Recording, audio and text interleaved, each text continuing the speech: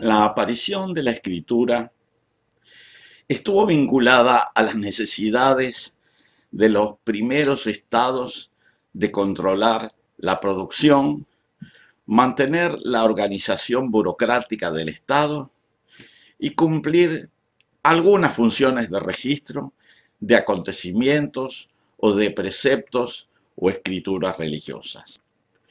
Para ello, no se requería que la población en general supiera leer o escribir. En Europa y en el Medio Oriente, la escritura o lectura estaba limitada a las autoridades, los cobradores de impuestos, los administradores de los bienes del Estado, los sacerdotes y unos pocos comerciantes destacados. Ello implicaba que, en general, en tiempos antiguos, lo que habitualmente se llama sociedades clásicas, solo eran alfabetos el 2 o 3% de la población. Eran sociedades con un analfabetismo superior al 95%. En algunas sociedades más organizadas, como Atenas o Roma, en sus respectivos apogeos, esa cifra pudo subir al 15 o 20% en los ambientes urbanos. El porcentaje de alfabetismo en esa época se refleja en una de las reglas establecidas para el pueblo judío en tiempos romanos, en la que decía: un pueblo en el que solo hay uno que lee, se pone de pie, lee la Torá y se sienta, se pone de pie y se sienta, incluso 7 veces. En otras palabras, en algunas ciudades solo había una persona que podía leer la Torá, que era una lectura importante y altamente significativa entre los hebreos. O sea, que en esa época, de acuerdo a ello, la tasa de alfabetización fue aproximadamente del 1%, si no más baja. Debemos recordar que tanto los evangelios cristianos como el Corán fueron escritos varias décadas después de la ocurrencia de los eventos descriptos.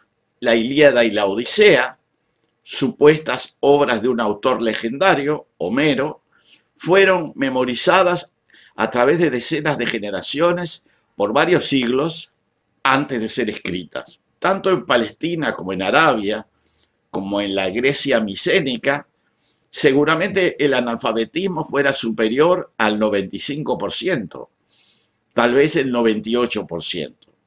Ello llevaba a que la descripción de los acontecimientos históricos se realizara casi exclusivamente por la vía oral. Las escuelas coránicas islámicas, o sea, las madrasas, se basaban y aún se basan en la memorización del Corán.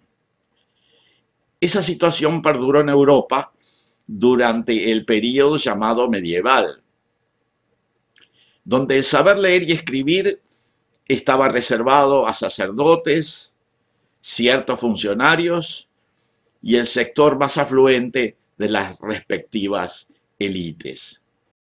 No hay que olvidarse que los materiales escritos eran escasos porque requerían su elaboración manual. Muchas instituciones religiosas, como los monasterios, por ejemplo, cumplían la función de copiar manuscritos a mano y por lo tanto su difusión era muy limitada. A ello hay que agregar que en Europa medieval la mayoría de los manuscritos estaban escritos en latín, que era una lengua ignorada por la inmensa mayoría de la población. La situación comenzó a cambiar cuando Johannes Gutenberg, un alemán nacido en Maguncia y establecido en Estrasburgo, inventó un procedimiento para reproducir textos e imágenes, lo que se llama la imprenta, que culminaría con su desarrollo técnico y adopción generalizada a principios del siglo XVI. el proceso de alfabetización fue muy lento. El latín siguió siendo la lengua de la Iglesia Católica, que en gran medida impedía la difusión efectiva de los materiales impresos. Recién en el siglo XVI, los libros comenzaron a escribirse en las lenguas efectivamente habladas: el alemán, el italiano, el francés y el castellano. En el siglo XVII, en época de William Shakespeare, el analfabetismo llegaba al 90% en Inglaterra. En Francia, durante el siglo XVIII, los alfabetos eran apenas el 10%. Por esa razón, eran tan importantes, tanto en Inglaterra como en Francia, las representaciones teatrales. Ellas eran la mejor forma de comunicación para una población que mayoritariamente no sabía leer. De ahí la importancia de las obras teatrales de Shakespeare, de Lope de Vega, de Cardelón de la Barca, de esa época. Era la forma de comunicación que existía para una población que mayoritariamente no sabía leer.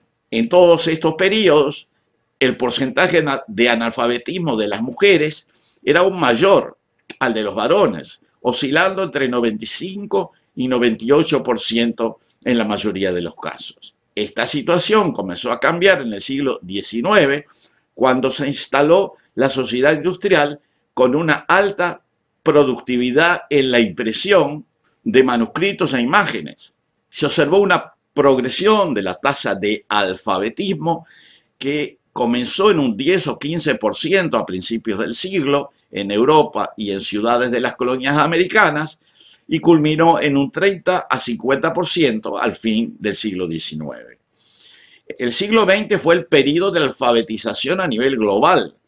En las sociedades influenciadas por la cultura y lenguajes europeos principales, se difundieron los materiales escritos, se popularizaron y democratizaron las escuelas, y en los países de cultura oral se adoptaron sistemas escritos que permitieron su difusión a nivel general. Junto con la difusión de textos e imágenes, se produjo una evolución cultural que incidió en nuevas realidades sociales y políticas. En el siglo XXI se ha agregado la difusión de textos e imágenes en forma remota e instantánea, que permitió un acceso aún más rápido a todos los textos de diferente tipo, imágenes, información e ideas. Podemos decir que hay alfabetización, pero ahora, en el siglo XXI, es una alfabetización de nuevo tipo, una alfabetización informática con gran dinamismo, cuya evolución futura es difícil de prever.